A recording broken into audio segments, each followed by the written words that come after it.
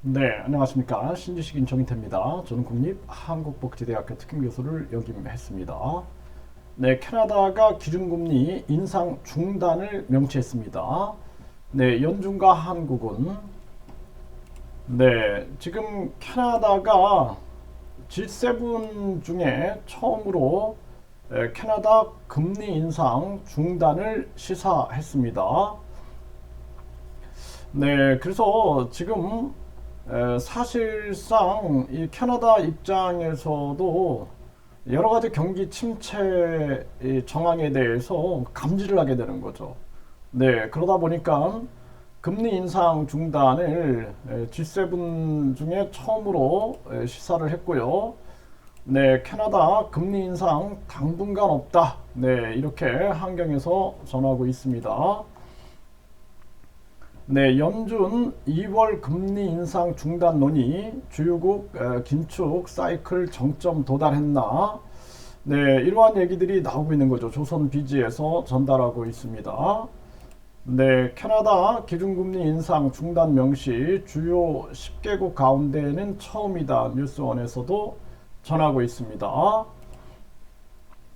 네, 집값 급락 여파 캐나다 중앙은행 금리 인상 중단 선언.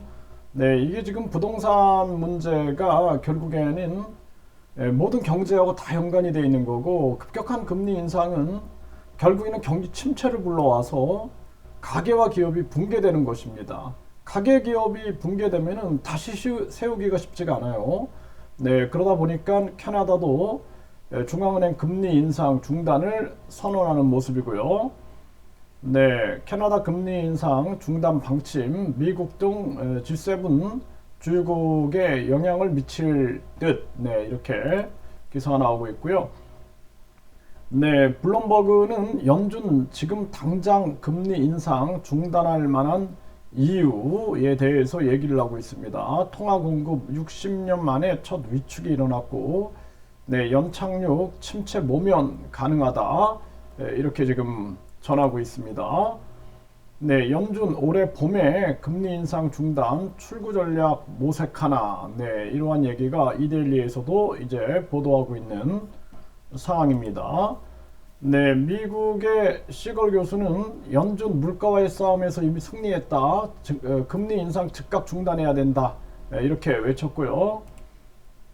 네, 제레미 시걸 교수가 지금이 금리 인상 중단할 때다라고 명확하게 얘기를 했습니다. 네, 결국에는 연준이 그동안 물가가 2, 3%대로 치솟을 때는 그냥 일시적인 현상이다. 그리고 3, 4%대로 올라가니까 평균적으로 그냥 대응하면 된다. 7.9%대 올라가니까 그때 대응을 하면서 급격한 금리 인상으로 시장에 충격을 주고 많은 나라에 충격을 줬는데요.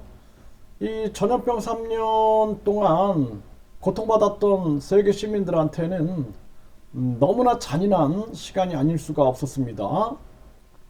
그리고 거기에 따라서 한국은 무작정 금리를 그냥 올렸어요. 네, 그래서 한국의 사정을 고려하지 않았다라는 겁니다. 일본은 마이너스 금리를 유지하고 중국도 금리를 내리면서 동결하고를 반복했는데, 한국은 한국의 가계부채, 기업부채를 고려하지 않은 채 급격한 금리 인상으로 아주 국민들을 벼랑 끝으로 몰아 넣었던 것입니다. 네, 이제 캐나다가 기준금리 인상 중단을 명시했고요. 한국은행 이창용 해임해야 된다. 저는 그렇게 봅니다. 그리고 다시 이제 금융정책을 전개할 때는 이제 금리를 빨리 동결하고 내리는 방향으로 가야 된다. 그래서 우리나라가 지금 빨리 금리를 내려야 하는 것은 경상수지가 적자가 나오고 있어요. 여행수지에서 또 적자가 나오고 있는데, 금리를 내려서 우리 돈의 평가 절하를 시켜서 우리 우리나라 내수 경제가 활성화될 수 있게끔 하고 해외여행이 당연히 자제되게 됩니다. 그래서 우리나라가 지금 서민 기업들은 이자 내기 피를 빨리고 있고, 그리고 이자 잔치를 하는 사람들은 해외에 나가서 돈을 쓰게 되는 거죠. 그래서 금리를 평가를 절하시켜 놓으면은 해외 여행이 줄어들게 되고 내수 시장에서 돈을 쓰게 되니까 내수 시장이 돌게 되는 거죠. 그리고 결국에는 무역 경쟁력인데, 무역 경쟁력에서 승리하기 위해서는 우리 돈의 평가를 절하시켜야 된다. 이것이 굉장히 중요한 지금의 과제다라는 것입니다.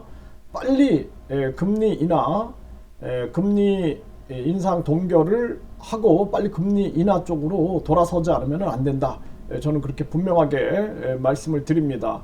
그래서 이 부분에 대해서 이창용 IMF 간부 출신, 그리고 문재인 대통령이 알박기를 해놨는데, 결국에는 이 이창용이 빨리 생각을 바꿔야 된다. 스스로 사퇴하는 것이 바람직하다. 그렇게 생각을 하고요. 추경호 경제부총리, 아무런 전략도 대응도 없는 무늬만 경제부총리 바로 해임해야 한다. 저는 그렇게 보고 있습니다.